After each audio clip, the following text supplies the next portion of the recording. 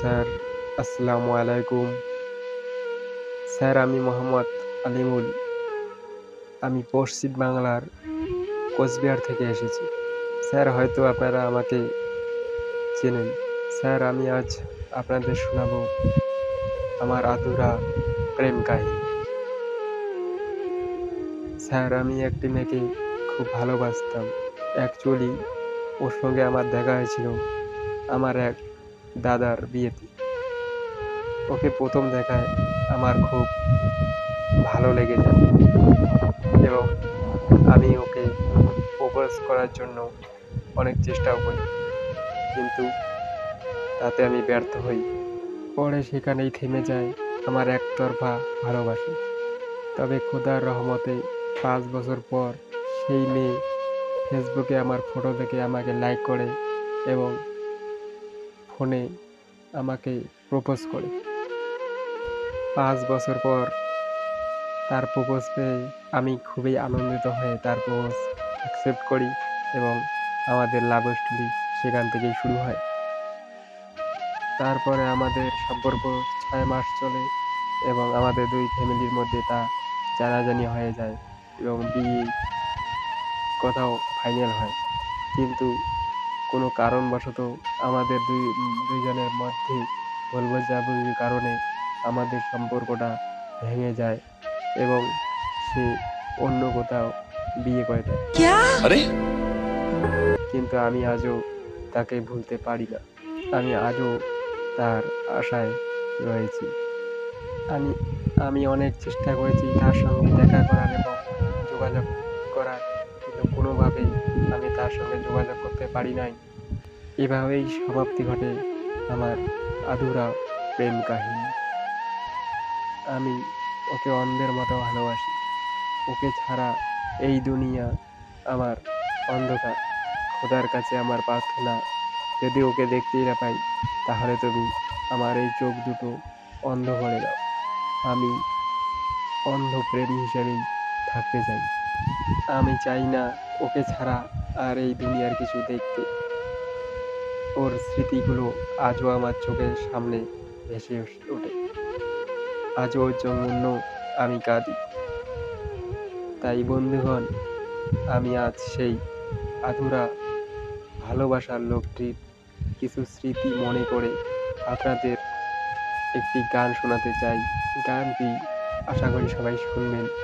আর যদি ভালো লাগে তাহলে আমার এই চ্যানেলটিকে সাবস্ক্রাইব করবেন, ভিডিওটি শেয়ার করবেন, লাইক করবেন আর আমার পাশে থাকবেন। চলুন।